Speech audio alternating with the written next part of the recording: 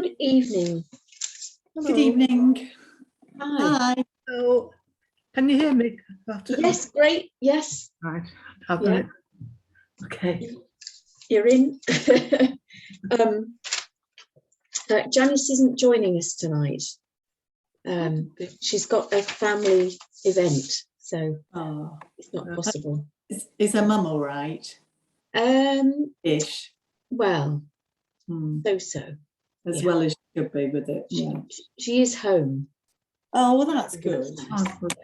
Yeah. That is good. Yeah. Oh. And oh dear, that was a big sigh. How are you, Karen? I'm all right, thanks. Oh, good. I just was thinking about Janice as well, and you know, she was okay. Yeah. But unfortunately, I couldn't do yesterday evening or tomorrow evening, so I didn't ask if anybody could swap. So we're fine with that, and I'm sure Janice has kind of done quite a lot of stuff with you anyway, hasn't she? So she's probably yes, I think a lot more knowledgeable than we are. A lot of this one will be familiar, but I can always do a quick catch up. Remind during you to wait with it. There'll be the recording anyway, won't there? Yes, it will have the recording. Yeah. So we better catch up. Yeah. How are you doing today? I'm not too bad. You go first, Karen. I was inviting you to go first because I always go first. I actually thought of you this week because I can't remember which day I had the things that you like, little naughty bits of something. So I did have a couple. It's just this prep bit, which is fine because I know it's kind of the way I prefer to do my food and stuff anyway. But I'm always thinking, have I got this? Have I got that? And we've had grandchildren a few days, so that's been interesting. A lot of stuff they eat I wouldn't eat anyway, so that was not an issue. And I've introduced the little one. The big one is a little bit wary. What is this, Granny? No. But the little one, I said, if you don't like it, you spit it out. So she tasted a radish she'd never had before, bit hot, bit peppery, she said. Avocado she hadn't had before. And then a bit of a hit with the hummus, your hummus recipe. Oh yeah, like this. So they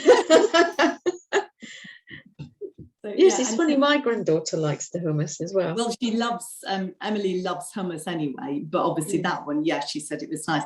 And today I've actually done not quite your recipe of butterbean pate, because I had kind of got everything, but then I looked and found another one, so I mixed it. I hadn't got, what did you say put in? Some seeds I hadn't got.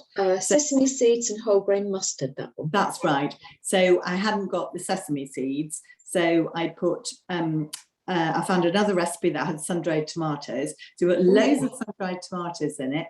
And then I put tahini in it. I thought, actually, that's probably a good thing to shove in. A little bit of water. Because it was a bit, and the whole grain mustard I put in. So it's a bit of a mishmash. Oh, and it's really scrum. So I had some, lunchtime. So So no, I've it's been all right because we've been out for dinner and stuff, and so but no thanks. Feeling okay, and I'm taking obviously that those what was it fish those, oil. And I haven't, and the tablet, and I haven't done factors, I've not been soaking anything out. I had a bath because with the kids it was manic. You're lucky if you get in the shower and get out. But so maybe this weekend I might just do that. But so I'm good. So that's Karen, cool. It's your go now. Right. Well, I was going out, if you remember, last Friday for a Greek meal. Oh yes, yes, nice. And I was very good and chose something that was pretty much, on a par with what I was supposed to have. Rather than having pizza, which I would like to have had. A Greek pizza. That's interesting. Yeah. Yeah. And it was okay. You know, I felt quite virtuous having a proper, a proper meal. I mean, it wasn't gluten free. Yeah. No, I'm getting mixed up with pizza now. Mike had the pizza. I'm telling tales. And it wasn't normal pizza. But I had a selection of roast vegetables with hummus and tzatziki, and I thought probably the tzatziki was probably not on the menu because it's a bit creamy. But that was the only thing that was a bit naughty, I thought. And I didn't have anything to drink either, just drank water. Right. Yeah. And I'm semi-lying. I had a tonic water. Yeah. Right. Well, that's quinine. Bubbles in. Yeah. That's like that stuff that you make, with a grapefruit rinds that they're always on about. Oh, right. Mm. Do you remember what it's called? No, I don't know. I don't know what that is. No, it's supposed to keep coughs and colds away. Oh God. Right. Interesting. Yeah. Well, that sounds a very, very good meal. I won't tell you what I had on Saturday. I'm going to keep stum now. Yeah. Today I did eat quite a lot at lunchtime because for one of the first times in my life, actually, I don't want to lose much more weight. So I am still, it's going down. It's gone off my hips. It's gone to the top of my legs, which I'm thrilled about. And I nearly went to go and try something on last week, and she said, "Oh, do you want to try the 8?" I said, "An 8? I haven't been an 8 since I don't know." So I just slightly increased a little bit, and I did actually have a little bit of yogurt with some fruit afterwards, because when I'd had all this food, I thought actually I need to get something else in now, because obviously I've had nothing now since then, but I feel absolutely fine because I did have a load of stuff at lunch. So I think it's because I don't want to put the carbs in.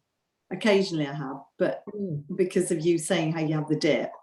So I'm just trying to load up on everything else and then have the carbs, breakfast and my meal later on. Yes. I mean, one way to do that is to bump up on things like including your butter bean pate or your hummus, or maybe even just some cooked flageolet beans, or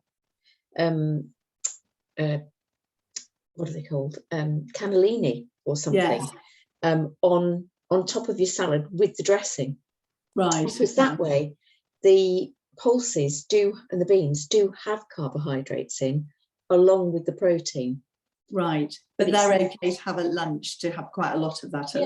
Yes. Yeah, that's fine. You probably would find that they didn't lower energy. Yeah. I must say, having had that, and I did have a good lot of stuff, I've been absolutely fine this afternoon, so I thought, that's quite good. Well, whereas some is rumbling a bit. Sorry. No, go on, sorry. No, I just said sometimes my tummy is kind of rumbling, for like late afternoon. I'm thinking, and we don't normally eat till sort of like after this. We never eat at sort of 6. So it's kind of it's just got getting it right, isn't it? I mean, sometimes if I have had a bit of a lull, then that's when I've had a date or something. But actually, I had that at lunch, so now I'm absolutely fine. I'm a bit addicted to the dates. They're so scrum, aren't they? I love a date. Yes, they are nice. When my husband gets in every day, he makes us a brew. So I have a red bush and he has a cup of tea, and I always have my date and almond butter with that. Oh, nice. Yeah. He says, "Oh, I haven't got any cake." I'll just have to get a mince pie out of the freezer, he said today. I said, "A mince pie?" He said, "Yeah, it's just right, a mince pie." So he does make them, but I love that. I don't know what to do with him. If it's not that, it's something else he's made. But at least he makes it. Well, that is good. Yes, that is good. Yeah. I had trouble with my drinking a couple of days this week, which was quite interesting. I hardly dare confess to this, But I managed to drink a pint of hot water before I got up. Wow. And Yeah. I'm so proud of myself. Brilliant. Then I was busy, and I hate to tell you that I completely forgot about drinking until 4 o'clock. Oh, well. You know, I Yeah. said that I don't get thirsty, Yes, yes. and it just never entered my mind at all to drink. No. Now, the next day, and I don't know whether this was coincidental, the next Yeah, I was day, going to say, what did you notice? Yeah. the next day, my tummy was big again, Yes, yes. Oh, and felt uncomfortable. Yeah. Yes, So that I thought that was dryness. because because I wasn't drinking the water. It was Mm. putting, I mean, I don't understand the principle of this, putting the water somewhere else, but that's what Yeah. it happened, wasn't it? That's it. That's it. Yeah, Yes, yeah. yes. Your body held it there. Yeah. Yeah. And the Because other thing is, enough doing. I've been pretty enough for an hour or two in the morning, but I have been having an oat cake if I felt unwell, and that Yes. has helped. Yeah. But I've been absolutely shattered in the afternoons. I've had to have a nap. I go into that phase of slurring my feet like a really old lady, an older lady than I am, and I feel as though I'm drugged. Right. I used to find this before I was doing your I won't call it a diet, your eating system, and I used to put it down to having had a bun and flour and stuff like that. But I'm not having those things, so I don't know what it is. No. Has that been since the new moon at the weekend, do you think? oof. Well, if it has, I mean, it's only kind of a recurring thing. I do have these drugged feeling periods, and I just have to lie down. Yes, that's your energy lull. Yeah. Yes. Okay. Yeah. We'll have a proper chat about that tomorrow. Okie dokie. I do kind of know a little bit what you mean, actually, because I sometimes in the afternoon, I mean, today I said, oh my goodness, I feel exhausted. But then, to be fair, I kind of had done quite a lot, and I've been over to my mum's and come back, and then I've done the ironing, and then I've hoovered, and so it, I think actually, and I'm getting older, maybe this is a bit more normal, but I do think I have more energy to do that than there were a few days when actually I don't think I could have done all that. I would have thought, phew, I would have just been a bit lazy and sat down and had a cup of tea and thought I'll feel a bit better soon. So I kind of know what Karen means a little bit with that. Yeah. I'm very impressed with all you do. I'm afraid I'm very lazy and do the bare minimum. I'm sure you don't. No, yeah. I'm trying to do a crochet quilt for a friend, and I'm trying to rush to finish it because she's having a baby in September, and I'm not anywhere near finished it yet. Oh, and so Mike keeps saying, look, just sit down and do your crocheting, bless him. Yes. And so I do. So I mean, that's kind of the sum total of my energy. Or we might have gone to we might have done a bit of shopping and stood around. That tires me standing. But certainly no fettling. My house is in serious need of some fettling, and fettling. Oh, I love that. That's such an old. Is that a Yorkshire word? Probably, yes. Yeah. Getting on and doing the jobs. Yes. Well, after lunchtime energy is an interesting one because there is a very strong moon pull at 3 o'clock each day. Moon pull. Oh, moon pull, right. And the moon, as you know, pulls on sodium. And if you can imagine, sort of around, it'd be more like 4 o'clock now, 3-4 o'clock, there can sometimes be this real dip for people, and it's the sodium moving into the wrong place because of the moon pull, and so we're really only like the sea. We have a huge body of water and minerals inside us, and actually that's one of the things we're going to be talking about this evening, so I think you'll kind of get a handle on it, because we are such natural beings, but really we often live such unnatural lives. We're as natural as a an ant or a hedgehog, but we sort of we stray from what would be really nurturing diet for us, and we also live in houses that are full of frequencies that really don't do us any good, etc. In nature we would get up with the sun and go to bed when it went down, wouldn't we? We would. Yes, yeah. We wouldn't switch these electric lights on and carry on in the dark. No, we would. Yeah, we would have to be following the sun's light when we get it. But no, it's if you think about a human being, ideally in winter, if we lived a normal natural life and we didn't have to go out and pay our mortgage and so on, we would sleep for about 14 hours a day. Oh my goodness me. Yeah. Okay. And then in the summer, obviously, it'd be the other way around, because we would go with the light and work with that. Yeah. But, sorry. No, go on. Sorry. I've slept differently since I've been doing that's vitamin D spray. Right. What have you noticed? Well, the first night, I said to Mike, do you mind if I put a meditation on? It's actually a story for grown-ups. It's sort of a story in a hypnotic voice. Oh, that sounds nice. They're all on YouTube, and I'm going to listen to a Harry Potter one about to nod me off to sleep.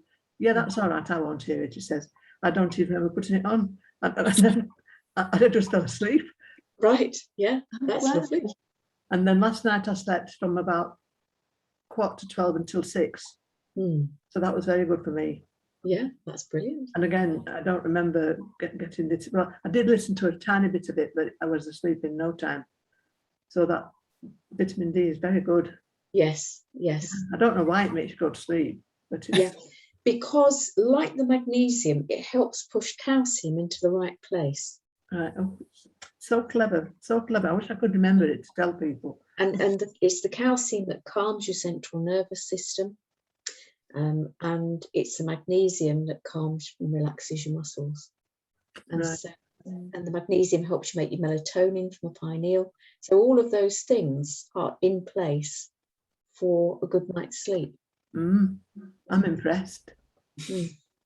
Yeah, it really makes a difference, doesn't it? Yes, it does. Yeah. Because then we're sleeping in the right part of the 24-hour cycle as well. And eventually that will contribute to increasing your afternoon energy. But you've probably got a bit of catching up to do. Probably because I've lived on kind of 3 hours sleep for years. Yeah. Oh my goodness. Yeah. That's awful. And so you may be finding at the moment that your body is trying to catch up, because that's what it will do. Once it gets the ability to sleep, it'll say, I want to have some sleep. Yeah. Right. So that's another factor as well. But I'll grab this presentation.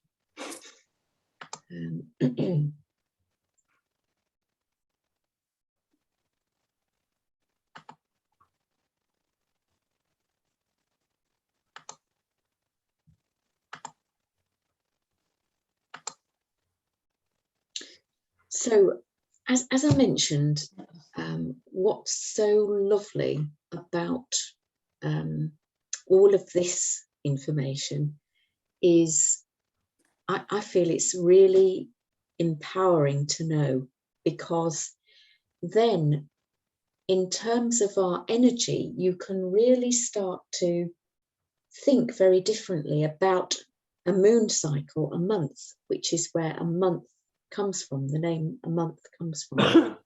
And the fact that when we're moving from the new moon to the full moon, that energy is waxing and growing, and our energy is as well. But as it's waning and draining away, particularly as women, even though we don't have a menstrual cycle anymore, we may find that we're still influenced with some hormone activity still going on. I know. I noticed that. Yeah. Yeah. So what I'm going to have a look at this evening is just another look at how we create freedom of movement in the body as a recap, and then have a look at nature's cycles, the sun and the energy from the sun, and the physics of the moon, because I'm not a witch. It is literally physics, and it's the physics of the moon and how the moon affects the earth. And then a little look at eating with the seasons, which can be very beneficial as well, because then you can imagine, like everything on earth, we are vibrating at a particular frequency of energy, and everybody is, you know, every single cell in your body is vibrating at a particular frequency, and at a different frequency to each other some of the time, because of all the electrical little charges that are going on in your body at any one time. So we are completely a vibrational being, and everything around us has a vibration. So the chair that we're sitting on is a very, very solid, dense vibration. Our voices carry a vibration.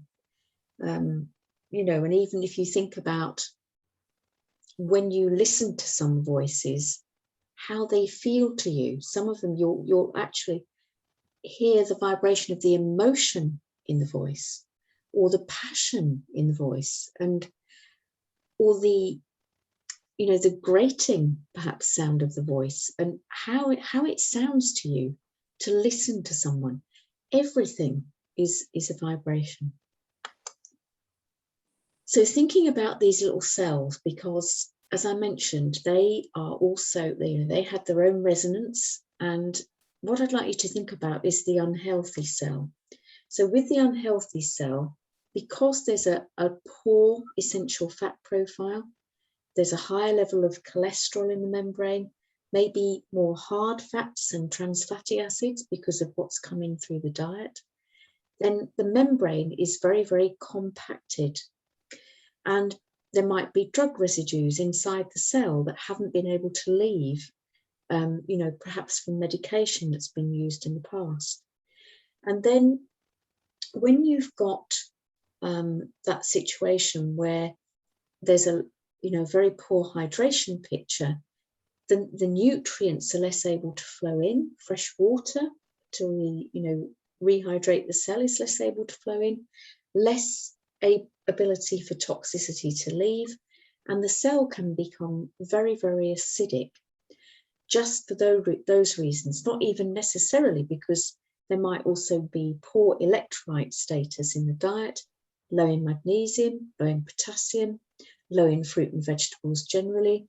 And so that poor cell is what we would call a constipated cell. It's very stagnant, it's very cut off from all the cells around it, and from indeed any signalling particularly that's going on in the body. Whereas if we think about our healthy cell, it's 70% water, it's well hydrated. We're building up the flexibility of our membranes with a good EFA profile, with what we're bringing in through the diet, maybe some supplementation. And that then gradually, as the water ratio improves and the essential fat ratio improves in the membranes, then the cholesterol will be able to be transported to the liver for excretion as well. So then you can let those nutrients and the water in and let the toxicity leave. And if you've also got then an alkaline cell with a good potassium status that can really hold water in a structured way, we can use the magnesium, get that inside the cell, get the sodium out, and give our cell the minerals that it needs. Now, if all that is in place, then our cell really has the ability to utilize light, because we are literally like a little rechargeable battery. And these essential fats have a role to play with sunlight, which I'll go on to mention. So if you want to read anything about light, electrons and photons, then I would really suggest Joanna Budvig's little book about flax oil, arthritis and cancer. And I'll have to put the title in for you, because right this moment I can't think of the exact title, but that's a rough synopsis of it. So then if we're thinking about our route out from the cell, then ideally our cell should be able to excrete its wastes into the extrastitial fluids from the interstitial fluids. So that's the inside fluids to the outside fluids that bathe it, picked up by the lymph, carried to the nodes. The reason my representation of the lymph is a little skin brush activity is because that is a great way of keeping the lymph moving. A little bit of skin brushing, brushing, brush, brush, brush up the body, starting with the feet and so on, and brushing then back down towards the heart.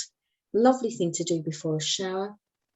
Get the lymph moving, bring the blood to the surface of the skin, really nourish the skin. And then from the nodes, the blood picks up the waste and carries it to the liver. The liver will pour that waste into the bile, which is concentrated in the gallbladder. The bile pours down into the gut, and that all exits via the feces through your large intestine. So if that route of elimination is open, then we won't get any backing up in the system.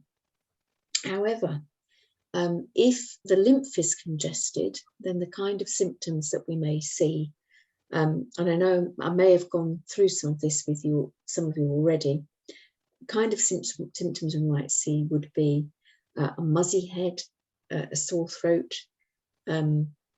a swollen glands, or not a swollen gland, but swollen glands, cold symptoms, mucusiness, everything where the sort of lymphy fluids of the body are congested.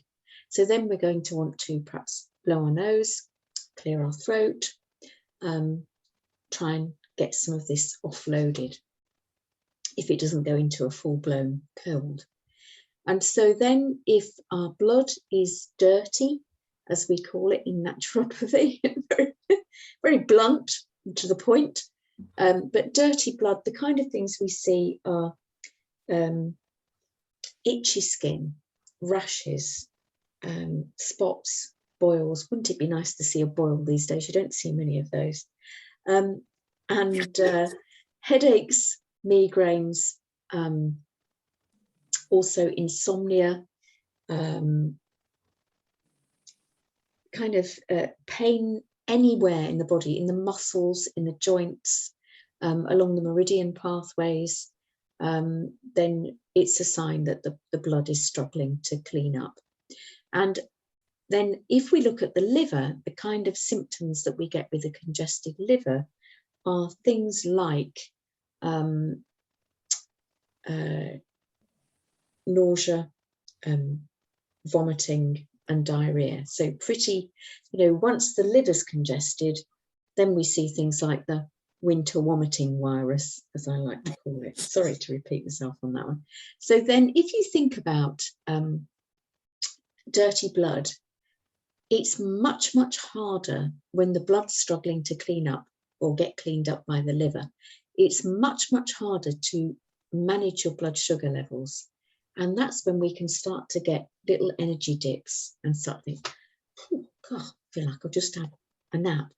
And so that can be going on, but it's something that can occur after a new moon or a full moon. And I'll explain why as we go along. So obviously one of the other things that I work with, that's not the intent of this presentation, but just to mention, is to have a quick look at the naturopathic techniques that are available to support the body if we want to give it more support alongside the nutrition.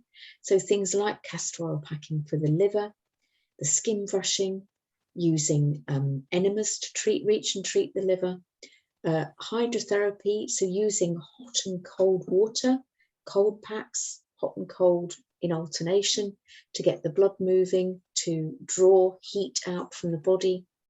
And I don't know if I've possibly already mentioned that one thing you can do for insomnia is either pop the hands into a sink of cold water for 5 minutes or 3 to 5 minutes, or paddle up and down in an inch of cold water in the bath for 3 to 5 minutes, or just sit on the edge and dabble your feet in there. And Sebastian Kneipp was the original kind of hydrotherapist in Germany, who was, well, he's famous over there for all the water cures that he suggested for people with their diseases. And indeed, like heliotherapy, sun therapy, hydrotherapy used to be very common. But of course, the Germans still use some of these things because they have quite a lovely, often dual practice with their doctors, where there will be some natural therapy that the doctor offers alongside conventional. And so if we think about our natural cycles, our natural energy will alter and vary and differ between day and night, and the length of the day and the length of the night due to the seasons. So all of these things have an influence on our energy and on our ability to cleanse ourselves. Because if you can imagine how easy it is during the summer when it's a really hot day and the body's sweating and offloading some of its wastes, and we're putting that water back in, cheers, compared to a winter day when we are, you know, it's cold, it's dark, we don't have access to the sun's energy and light in the same way, because light has an enormous effect in stimulating the body's systems. And we are literally at our most inefficient in body terms, because the poor old cells, it is so hard during the winter for them to cleanse. Whereas in the summer, it's really, really easy to cleanse. So this is why I always run the juice detoxes in the spring and the summer, because, and just before the autumn equinox, because then your body has the greatest ability to offload the most waste and do the biggest cleanse for you. And that can make such a difference to the way that we feel. Because our cells, you can really, you know, the cells can really get the loofahs out and the good old cleanse and clear out because of the environment that we're in. So the thing to do is to try and flow with these cycles and use them to our advantage if we can. So just thinking about sun and moon cycles, of course, we've got 365 days for around the sun, and we've got our 29.5 day cycle with the moon. So if we just have a look at the Earth first, it takes this 365.25 days to get round the sun. And this is why we have to catch up every 4 years with our leap year. Now that is the amount we define as a year because of the seasons that we move through. But the gravitational pull of the sun, just like it does with all the other planets, keeps the Earth in orbit around itself. But just like all the other planets, the Earth's orbital path, and the moon in fact, is an ellipse. It's not a perfect circle.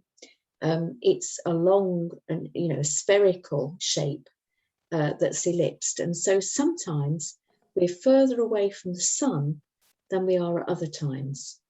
So the closest we get to the sun each year is about 147 million kilometres on January 3rd, and the furthest away at 152 million kilometres on July the 4th.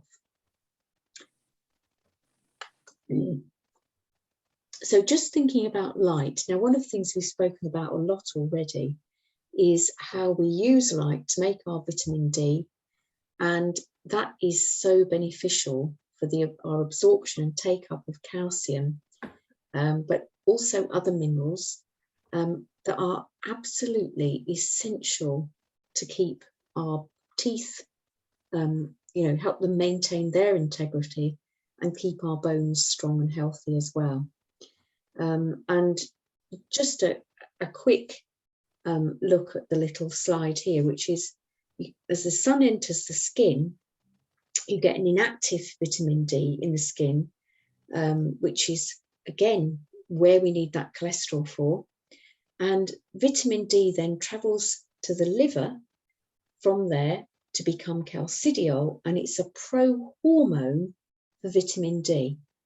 And then that pro-hormone vitamin D travels to your kidneys to become its active form of calcitriol, which is what is going to assist you to absorb your calcium properly.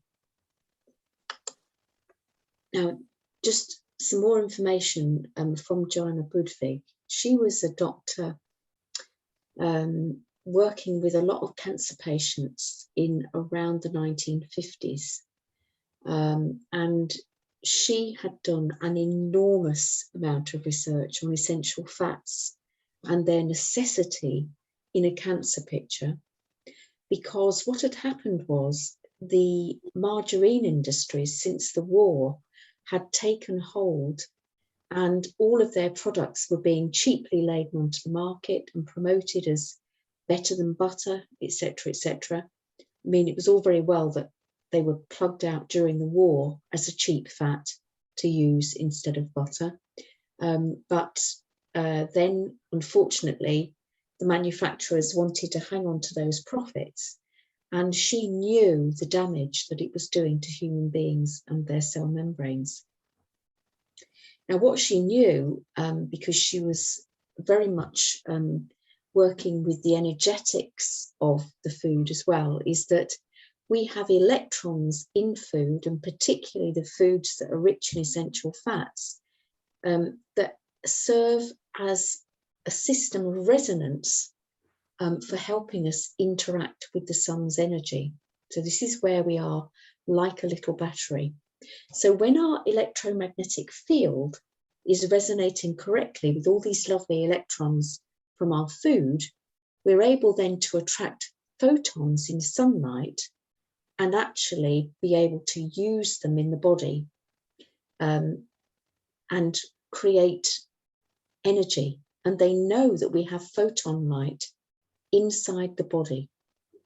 And you see, this is the thing, that if we have our essential fat status right, then we actually feel comfortable to go out in the sunshine and be out in it for a length of time. And I'll explain why it can feel so uncomfortable when that essential fat status is low. And so we're actually, if we're focused on the same wavelength as the sun's energy, it serves the life element, in the body. So these electrons in seed oils are on the same wavelength of sunlight and can draw that solar energy, that photon light, to us, and so that we can store it and activate it as pure energy of, as she puts it, dematerialized electron clouds now available for vital functions. And basically, it's back to that thing where everything in our body is using electricity. So our nervous system is electrical, our cells and the little pumps inside them are electrical. The ATP energy is electrical, but teeny charges. Our heart is electrical. This is why all of this is so necessary. So all of these vital functions are closely connected with all of the membrane functions of your cells. So you've got your nerve pathways, your brain, which is obviously part of your nervous system, your liver and gallbladder, your pancreas, your stomach, your intestines, your kidneys. Your respiratory function is affected by being able to use those charges, and the way that you're able to pick up oxygen from the air and use it. And cell division requires all of this as well. All the normal growth processes in the body. Now, I mentioned a little while ago that there used to be such a thing as heliotherapy or light therapy, but it sort of ceased after the 1930s because of the discovery of penicillin, that then got used for antibiotics, and sunlight therapy was sort of pushed to one side. But you'll probably have heard of all the TB sanatoriums, where people used to literally be taken to be able to bathe in light and fresh air, and the healing that took place when they were able to do that. And it's been proven that sun exposure doesn't only heal TB. All of the other list of problems there can benefit from sunlight as well. And they do know that sun exposure naturally lowers blood pressure because of the effect it has on the body. So this is the thing about being in sunlight and feeling comfortable in sunlight. The sun actually stimulates secretions from liver, gallbladder, pancreas, bladder, and salivary gland. And the unfortunate thing is that when we don't have these highly unsaturated essential fats available, these organs can actually dry out. And this is why we know, this is, you know, when I was in my late teens, I could not be in the sunshine. And through part of my 20s, until I learned about all this, I simply did not feel comfortable being in the sun for a very long time. But once I started putting the essential fats in my late 20s, early 30s, the difference that it made was enormous. To feeling, you know, absolutely feeling comfortable to be out in the sunshine. And you know, there are many people who say, I can't sit in the sun, I just don't feel comfy. And it's because the body is needing to be able to secrete these essential fats into the membranes in the organ to keep it moist, and be able to produce these secretions in sunlight. So then if you think about sunlight coming into the body, it doesn't only come in through the skin, also comes in through the eyes. And as that light signal travels to the back of the eye, it's taken to the hypothalamus, and the hypothalamus stimulates the pituitary function, and the pituitary is the gland, of course, that stimulates the rest of the endocrine system. So this is why, as we come into March, April, we can start to get quite a lot of conceptions, because mums, you know, start to get more fertile in the light, with the light energy, because all of the secretions of the endocrine system, right through to the gynecological for female and male anatomy, all get quite tuned up by sunlight. So then just thinking about the moon and the effect the moon has on, sorry, any questions about sunshine? The only thing I was going to say, because I am paranoid with my eyes, and I do wear sunglasses because my optician has said that if you protect your eyes from the sun going in it, then it helps with cataracts and things. Yeah.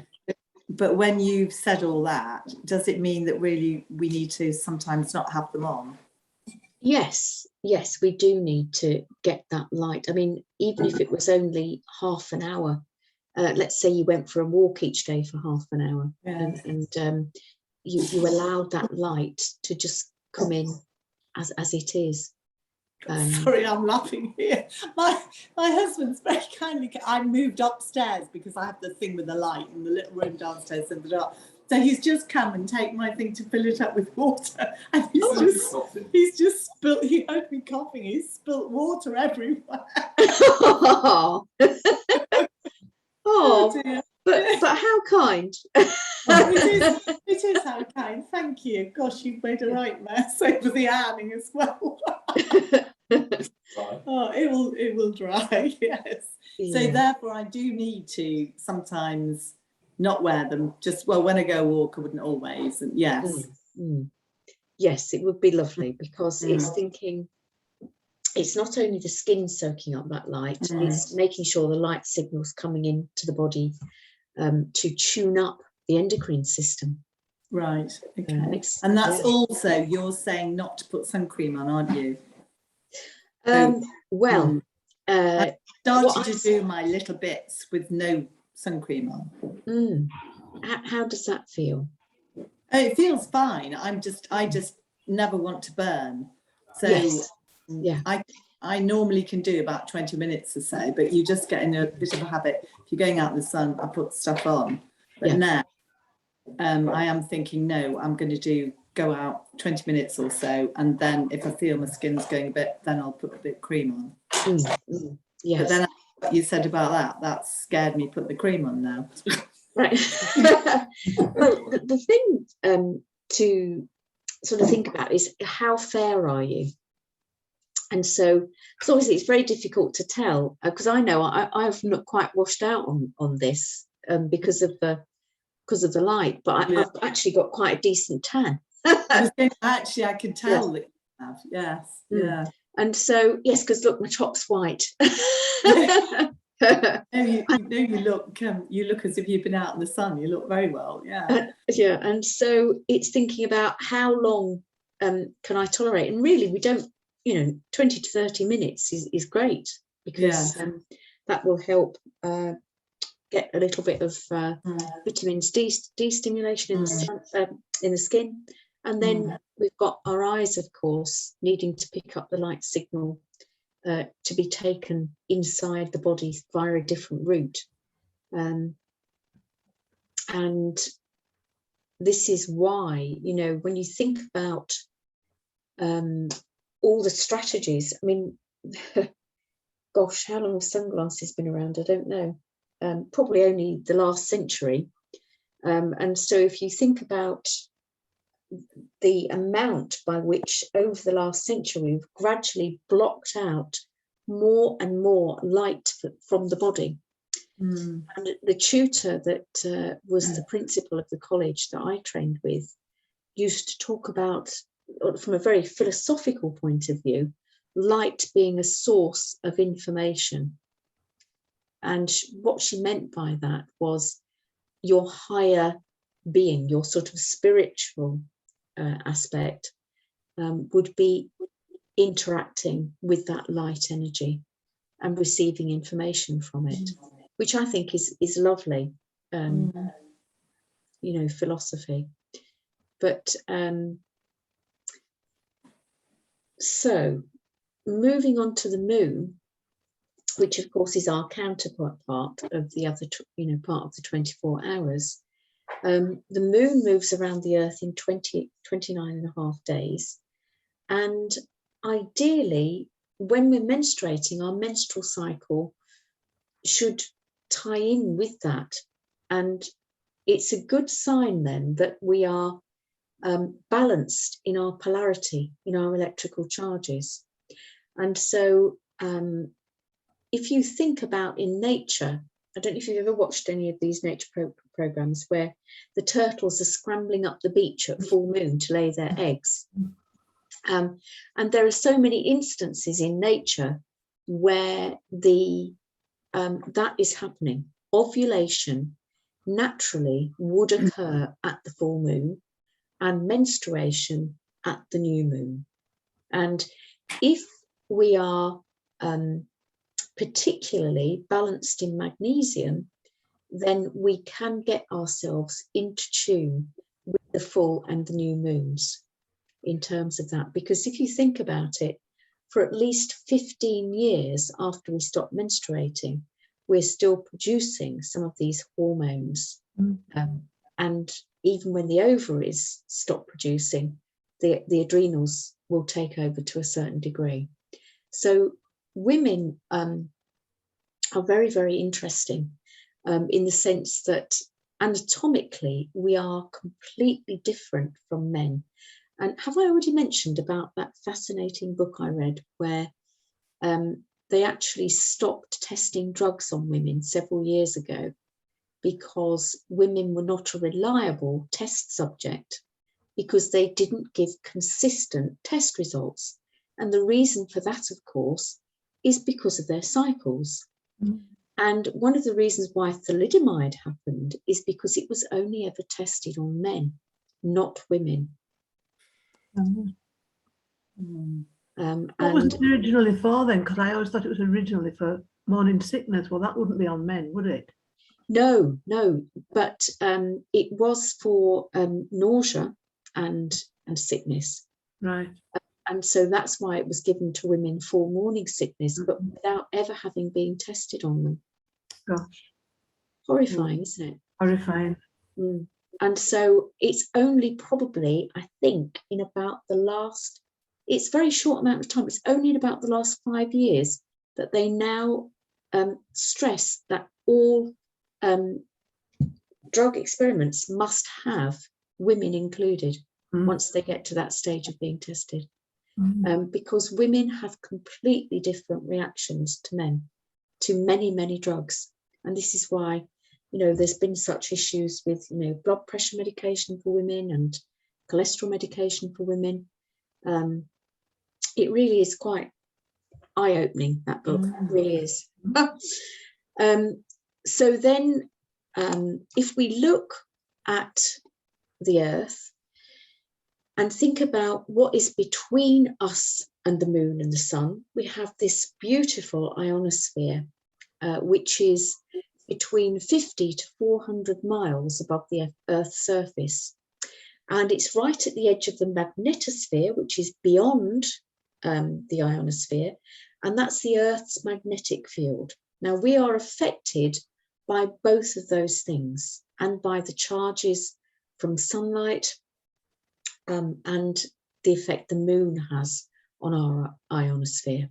So the ionosphere, all it is a layer of positively charged ions and cosmic dust. Now, at the full moon, the sun is on one side of the Earth and the full moon is at the other, and the Earth is sandwiched in the middle.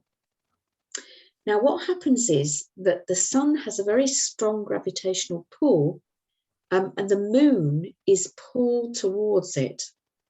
So the moon is pulled in closer towards the Earth, and what that does is it squeezes the ionosphere, and that means that more positive ions enter into the Earth's atmosphere, and we are able then to breathe them in. So then at the new moon, the sun and the moon are on the same side of the Earth because the moon's spent its 14 and 3/4 days traveling round to the other side of the Earth. And the gravitational pull on the moon pulls the moon away from the ionosphere and away from the Earth. So what happens then is that those positive ions pull away, and it means that there's more negative ions in the Earth's atmosphere at that time for us to breathe in. So normally your blood and your blood vessels are negatively charged. to allow for an easy flow of blood through your veins and your arteries. But what happens if you get more positive ions in the blood? Well, it literally makes your blood thicker and stickier, because your blood should normally be negatively charged, which will keep your blood cells freely flowing in your blood, like the picture on your right. And the positive ions have the effect on blood of making your blood cells clump together. So it literally gets thicker and stickier. So at a full moon, it's much, much tougher. But at a new moon, there can be a bit of toughness there as well, because all those negative ions in the Earth's atmosphere help the blood flow very freely, and it means that you can detoxify more readily. Whereas at a full moon, you are literally more toxic and stuck. So some people will find, you know, that their arthritic pain is worse at a full moon, whereas they're able to move more freely at a new moon. You could get a cold really at either end, depending on whether you're really toxic or whether you're detoxifying. And so the moon is affecting us particularly at those 2 points very, very strongly, but then to a greater and lesser degree throughout the rest of the month. Now, when we have more negative ions in the atmosphere, we're able to recover more quickly from exercise or activity. Our blood purification's much easier. Our immune system's better. We tend to be less emotional, whereas at a full moon, we can be full on crabby, angry, goodness knows what. So the new moon is far more detoxifying, and so it makes it easier. Also then with all those negative ions, to maybe look a bit younger for a few days, you know, to breathe easier. We've got lovely use of all our antioxidants. So yes, lots of benefits. Now then, when we come to our eclipses, which we have about roughly twice a year, usually there are only two. There's an eclipsed new moon and an eclipsed full moon. And sometimes the eclipses are partial and sometimes they're full. When they're full, that's when things become really quite strong. The effects become quite strong. Now, our last eclipses, now, when were they? I'm just trying to think, a couple of months back, I think. Just trying to remember. Was it May? Yes, May. So 26th of May was our full moon lunar eclipse, because the sun is blocked, sorry, the moon is blocked out by the sun. And then it must have been early June. June 10th was our new moon eclipse, new moon solar eclipse, because then the moon has the capacity to block out the sun. And so in some places in the world, they'll get a full-on eclipse, and in other places, it'll just be partial, or will be, you know, completely the wrong time of day or night to see it. Now, if you can imagine, when there's an eclipse, the sun and the moon are really closely aligned. So the gravitational pull between them at the new moon is much stronger, which means that a new moon will be even more detoxifying at a full moon, even more detoxifying than normal. When it's on the other side of the Earth and it's a full moon and it's eclipsed, it squeezes it in more tightly towards the ionosphere, and that means we get more positive ions in the Earth's atmosphere, and the eclipse is really tough. And that's worse still, unfortunately, when the eclipse is in the winter, because the eclipses in the winter are much, much tougher because, of course, it's much harder for your body to cleanse. And when I'm talking about freedom of movement in the body, what I'm meaning is that if we can create a hydrated body where the cell membranes are very open, where the mineralization is correct, then when we get these full moons and new moons and these eclipses, the body will actually be able to respond to them easily. There's that freedom of movement and flow within the body.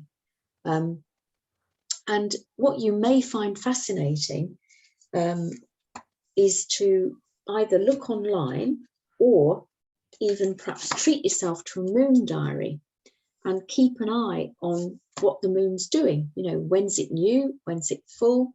When's it eclipsed? How do I feel?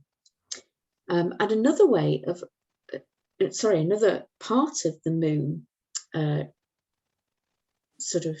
the physics of the moon is quite fascinating. And this has been observed in Austria, gosh, it must be for centuries. And there's some beautiful books written by a lady called Joanna Pornger and Thomas Popper, who co-wrote it with her. He's the sort of writer and she's the lady who knows all about it. Her grandfather taught her to watch out for all of these different aspects of the moon. So the moon is in a different sign of the zodiac every 2.5 days, and each of those moon signs rules a part of the body. So Aries rules the head, Taurus rules the throat and the neck, Gemini the lungs, etc., etc. At the moment, the moon is in Libra and it rules the kidneys and the bladder.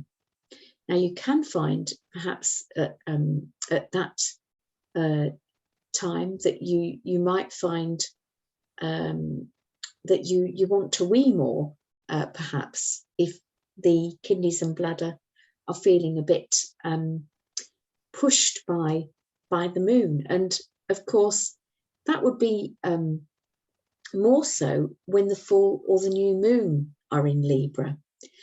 Now, our new moon this month was actually in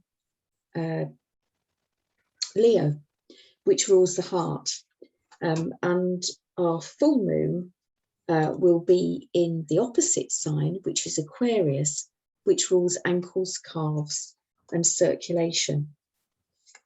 So our new moon was the,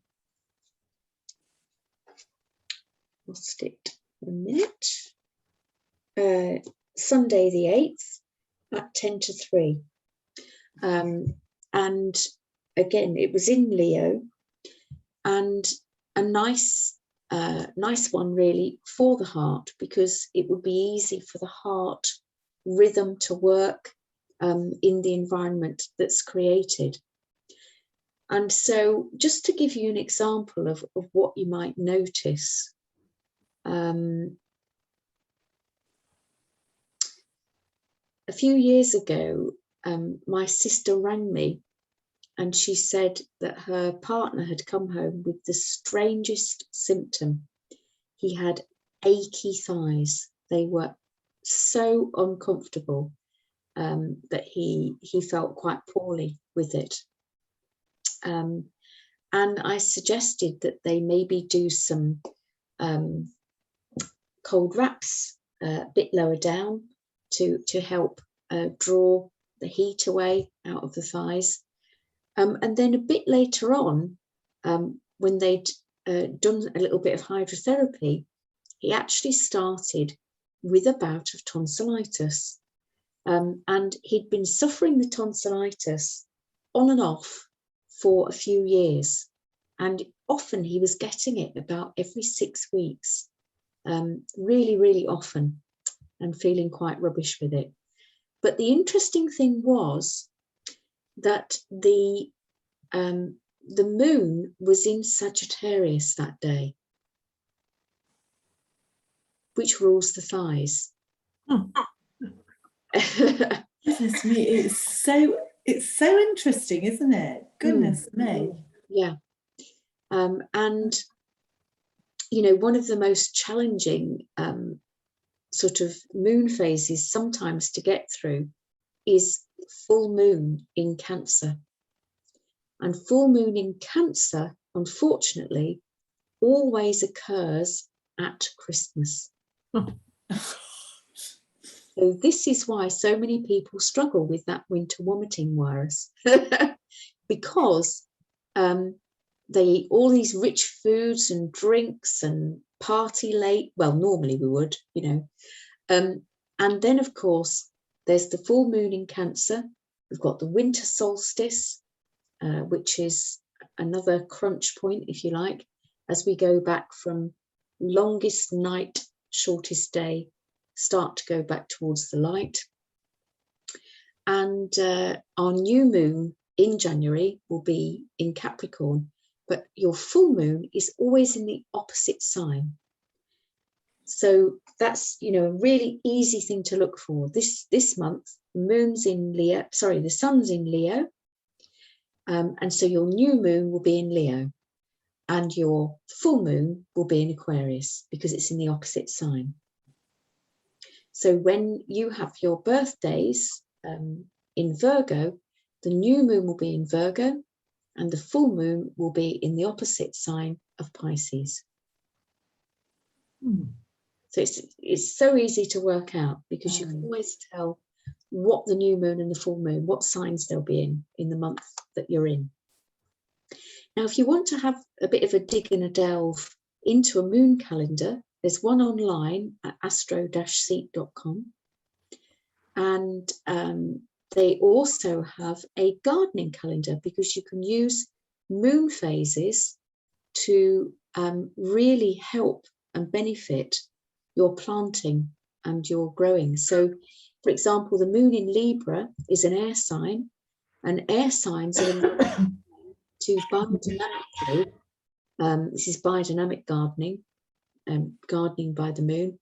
You can actually garden your flowers.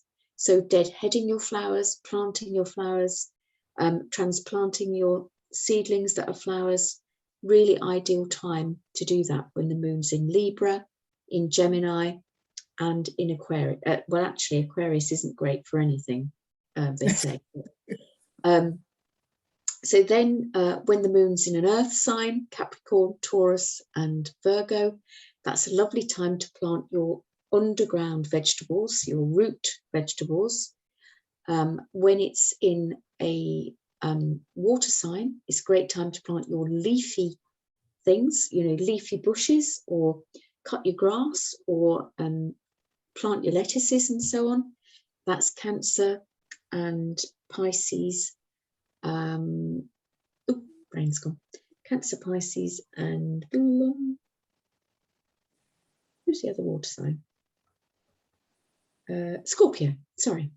And then you've got your fire signs, which are a great time to plant anything that's fruiting. So your apple trees or your aubergines or whatever. So that's your Aries, your Leo, and your Sagittarius.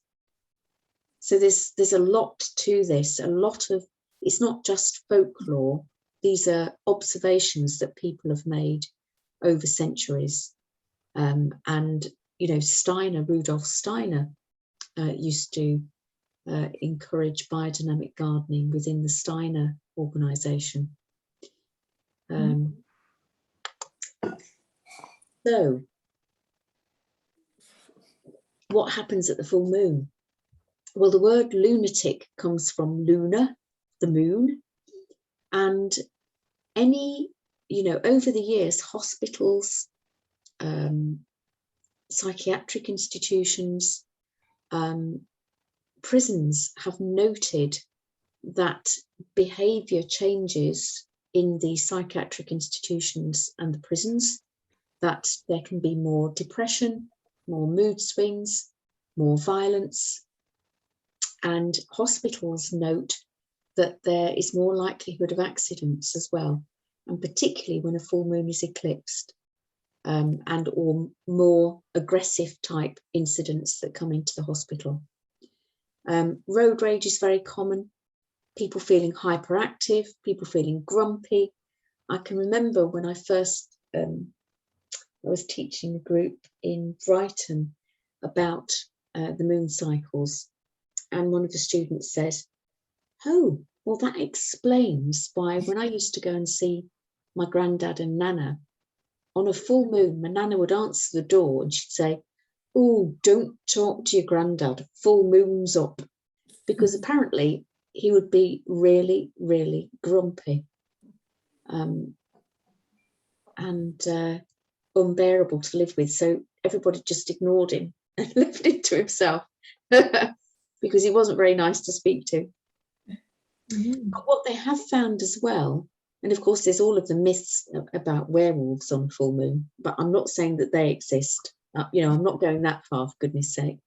But it does, you know, there are changes in people's behaviour.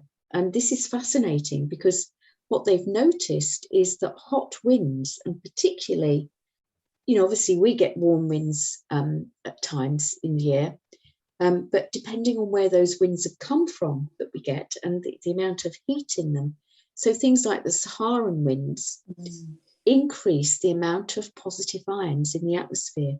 So they have a very similar effect to a full moon. So if you can imagine, if there's a full moon and a wind, then there will be even more positive ions in the atmosphere because they're being blown around as well. And that they've noted that these kind of winds can again have exactly the same kind of behavior effects as the full moon. That's noted in studies. It's, you know, it's not me making all of this up. As I say, I'm not a witch. Natural sources of negative ions, if you want to go and really recharge your negative ions, because and obviously, of course, there are things like rock salt lamps that you can burn candles in, which are fabulous. Ionizers, which again are fabulous. But then actually getting out into nature, there's several places. So being near waterfalls and, you know, active running water is a lovely source of negative ions. Being at the top of mountains, lovely as well. Being near the sea, absolutely fabulous. I mean, you can just feel it, can't you, when you're by the sea, how great that feels. And also walking amongst trees, you know, a good full body of woods and forests, really lovely for recharging the negative ions. So this is why, you know, as well, trees will also pull photons in from sunlight as well. And you get all of that as you're walking through the trees as well. So what about positive ions and sources of positive ions? And, you know, unfortunately, these things that we're sitting in front of are a huge source of positive ions. So to spend as little time as possible, if you can, in front of computers, TVs, mobile phones, electrical equipment generally, you know, get it switched off if you can. Air conditioning is another source. Hair dryers, of course, some of them do have ionizers on now. Anything that has, you know, is needing an electrical charge to work will increase the positive ionization around us. So it's keeping that to an absolute limit if you can. So thinking about your waxing moon, now there's that fortification and building up between a new to a full moon. And this is why women are so much sexier and so much more fertile as they get towards the full moon, because from the new, if they're in tune with the moon, because literally all the hormones being produced, everything is more moist. We're like little flowers that are opening out to enter that phase of the cycle. And between a new and a full moon, there is a really good absorptive phase. So nutrient supplies to the body will be doubly effective because of the way that we're able to absorb them. And the closer you get up to the full moon, the more effective that is. So at the time of the waxing moon, we can more easily remedy deficiencies. Now then, on the other hand, at a waning moon, there's more detoxing going on, better for releasing. This is why a juice detox will always do after a full moon, going towards a new moon, because flushing out of wastes and acidity is much easier to take place at in a waning moon. And the detoxing, the closer we get to the new moon, the stronger that gets. And on the new moon itself, it's very powerful. So what I'd like to bring into the picture as well is our equinoxes and our solstices, because they have a huge effect on our own meridian energy. We are, as I mentioned, really, really natural beings, and it's acknowledged in acupressure and acupuncture that our meridians are to the stars, the planets, the sun, the moon, all of that that's going on out there. And the meridians are another electrical system that takes place in the body, flowing through each of our main organs and our minor organs. And so when we've got the sun directly over the equator, we've got each of our equinoxes, our spring equinox and our autumn equinox, and day and night are at equal length. But at each of the equinoxes, we start to move towards the other one. So at the spring equinox, we started with our movement towards longest day and shortest night. And of course, we've had the very, very longest day at the summer solstice already, sadly. It is such a shame. And so, of course, now we're heading towards the autumn equinox, when we're moving back towards that equal day, equal night over the equator. Now, from the spring equinox, our energy, our meridian energy, moves up the front of the body and down the back, and we open out really like little flowers to receive the light. So they do say as well, if you want a more spiritual aspect and look at that each of your endocrine glands has a chakra sitting behind it. So that chakra energy, if you like, is also fed. And so then if you think about your moving back to the autumn equinox, which is where we're going, then there's a switch over. The energy starts to move up the back, down the front, and we start to shut down for autumn. Now, with the equinox energy, that flipping energy can create a huge detox from our cells. And this is why, if we've got that freedom of movement available, then we will, we can have a cleanse like a cold or a flu, and we get that higher vitality. So this is back to where we're very, very natural beings, and the cold and the flu are manifesting with good reason to clean out the cells. So the body is never working against you. And that viral activity, that RNA activity, is actually something that is made in your own cells. It leaves your own cell and is coming out into the environment in the body to message other cells.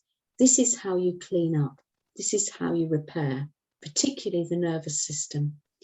And so around the equinoxes, of course, we can get lots of acute conditions manifesting, and that's very, very natural occurrence. So why eat with the seasons? Well, I think one of the most important reasons is that we get then a huge variety of nutrients coming into the body. And also those nutrients are then balanced and necessary for the season that those veggies particularly, are growing in. Obviously, it's better for the environment. It saves money. If we buy local, about 90% of our pound goes back into the local economy. So your local organic farms, your local producers, if you can buy from them, you keep the funding local. And then think about our evolution and how really the way that we've changed eating in the last 150 years, there's no way that our body can evolve quickly enough to keep up with those changes.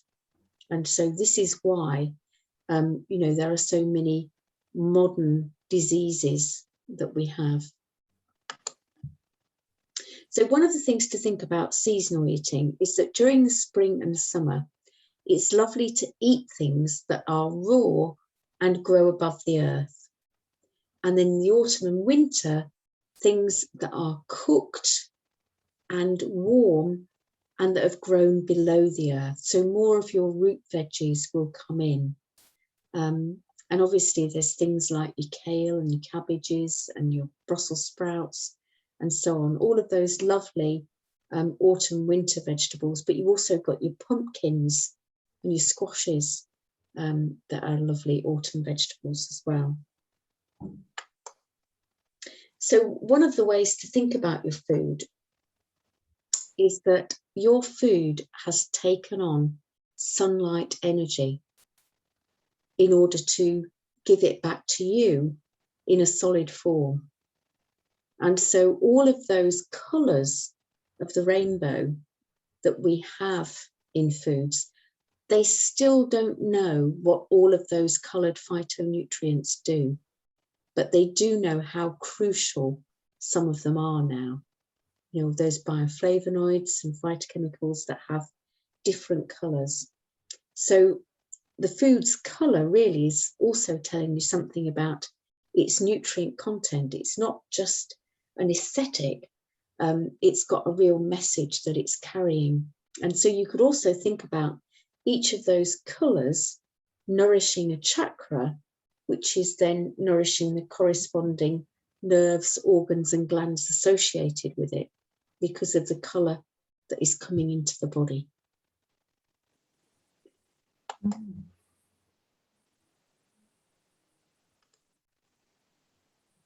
That was really interesting.